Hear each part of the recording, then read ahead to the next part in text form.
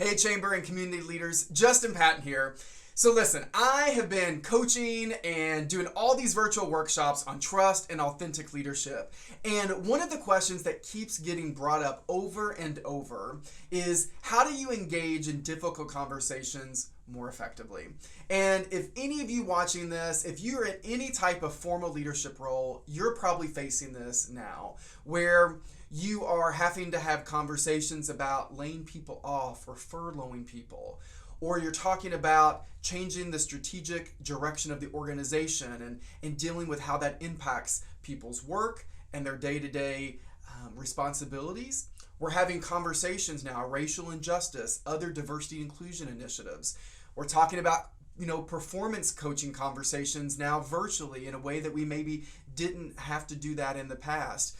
And I don't know about you, but I've also coached a lot of high performers in my career, and sometimes they're the hardest to coach. They are such good individual contributors that sometimes they're not great team players. And sometimes when we give them the coaching feedback, they're not always in a place to hear it. So how do we engage in these types of conversations more effectively? So I just want to provide you in this quick little video 2 tips that I know will help you engage in difficult conversations more effectively, build stronger trust, and help you move the relationship and the business forward. So let's get started.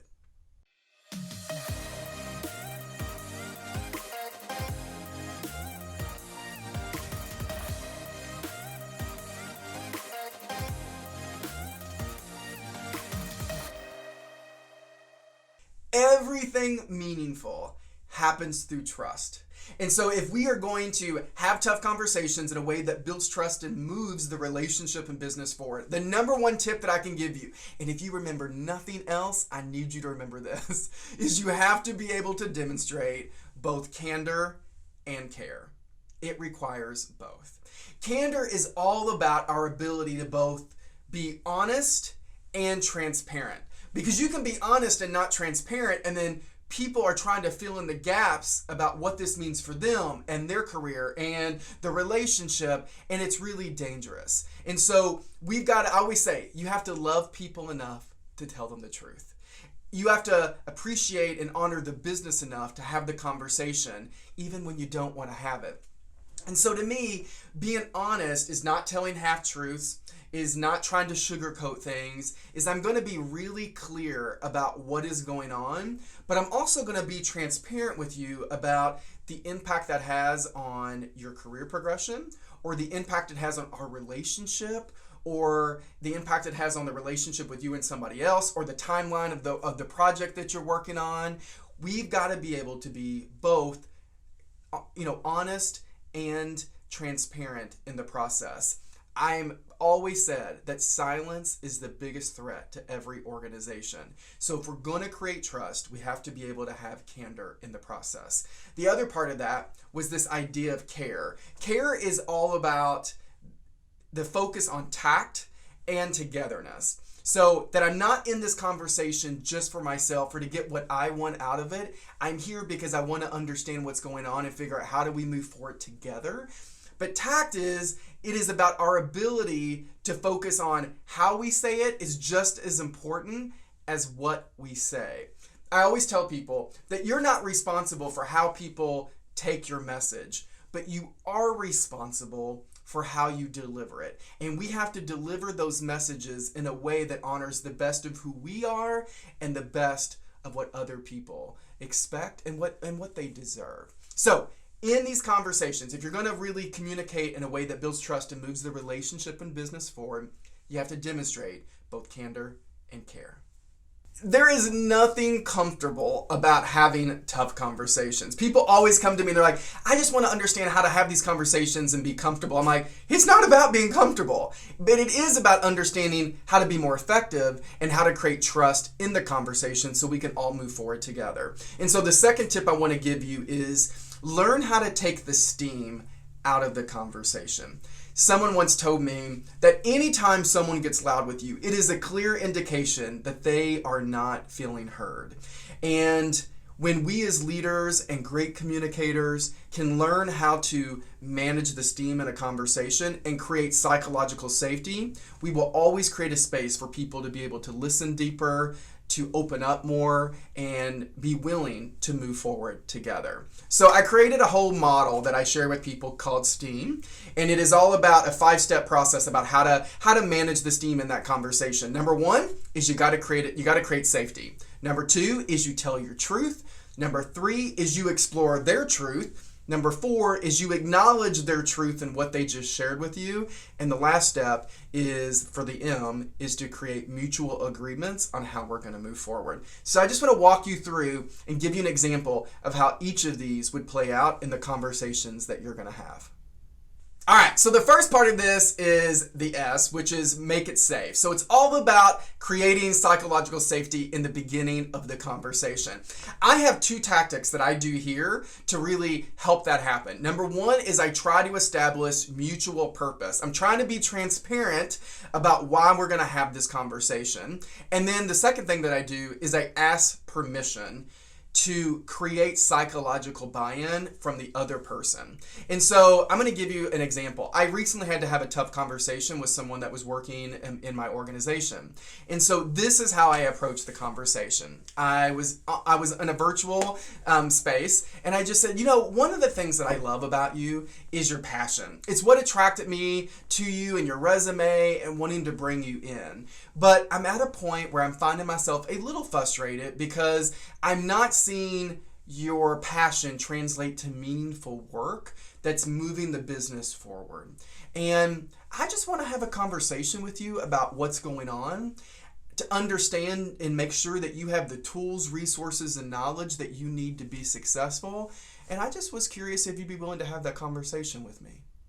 When I do that, the intensity was just very neutral. I wasn't worked up about it. And I really came from a curious place to say, hey, this is what I'm feeling. This is the issue that I'm seeing as a leader. And I just want to talk to you about it, find out what's going on. Are you open to that? The person immediately said yes. By the way, everyone says yes. And then we were able to go in a really safe space for me to tell my truth and then open the conversation. By the way, please do not be one of those people that starts by saying, hey, can we have a tough conversation? Don't do it, y'all. And then please do not tell someone, hey, I'm going to put something on your calendar. We need to have a conversation in 3 or 4 days. Don't do it. That does not create psychological safety. You send that person on a spiral for 2 or 3 days, and they're all worked up before they even get into the conversation. Be able to understand, in whether it's planned or not, how to start a conversation in a way that creates safety and gets their buy-in. So the T is for truth. This is where you're going to share your truth with the other person on the other side of the message. So for me in that example, I said to this individual, as I said before, I'm finding myself just frustrated, but also I'm really confused because we've had multiple meetings where we've met. We've talked about the deliverables that you were going to work on. I've given you templates that you can actually use so that you don't have to start from scratch. I've really laid out who we are as a company and my style and my vision.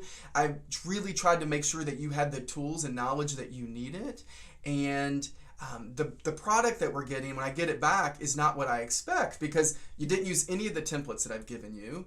And it's not something that we would use from a branding perspective. And so I'm just confused on what's happening and where the breakdown of the communication is. So what's going on?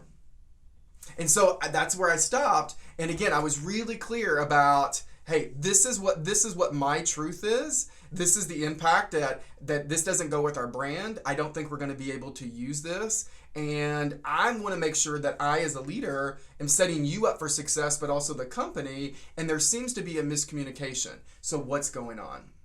E is for explore their truth. This is the hardest part of the entire model because it requires you to detach from the outcome, the judgments that you walked in with, to be effective. And detaching from the final outcome is really hard, especially when you're so consumed with wanting to get and be able to move forward in the way that you expect.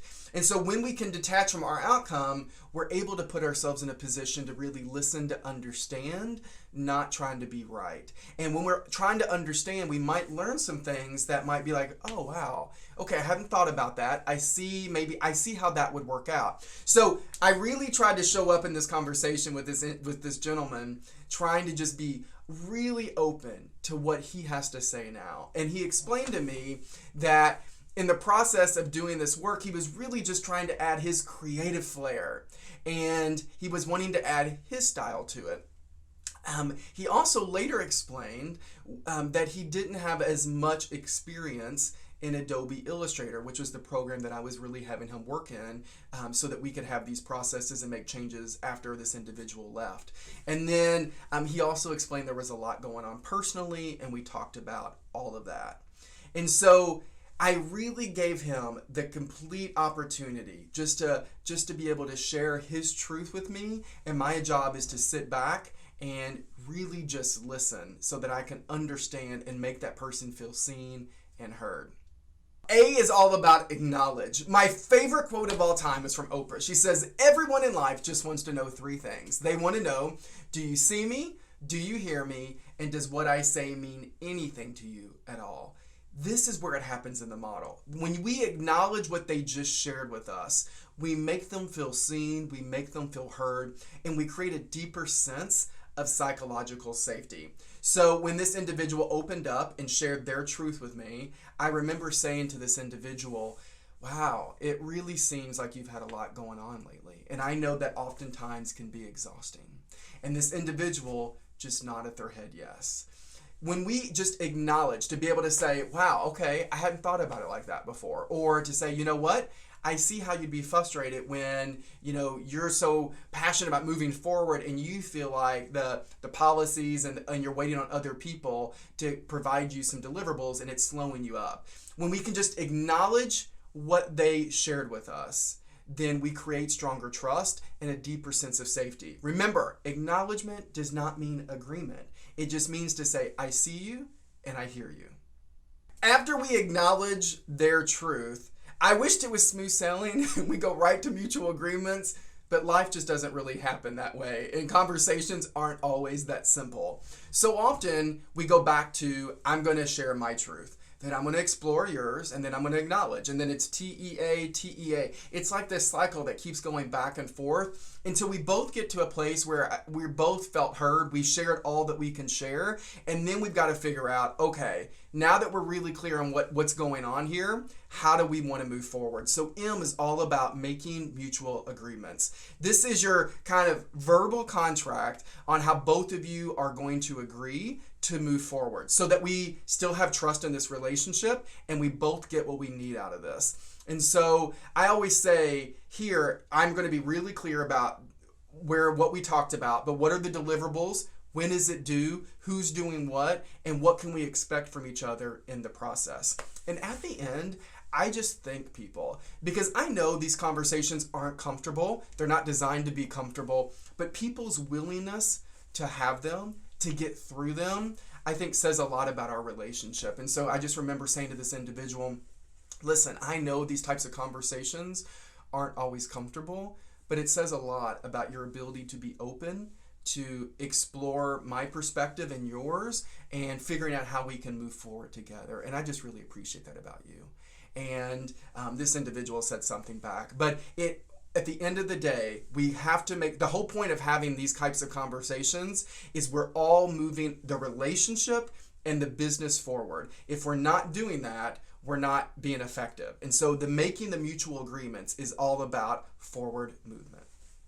So I know we are all working differently now, having different types of conversations. So if you are that leader that's having to have a difficult conversation soon, I hope these 2 tips will help you. Remember, you've got to be able to demonstrate both candor and care, and you've also got to be able to manage the steam in the conversation. So I hope this is valuable. If no one tells you they believe in you, I believe in you.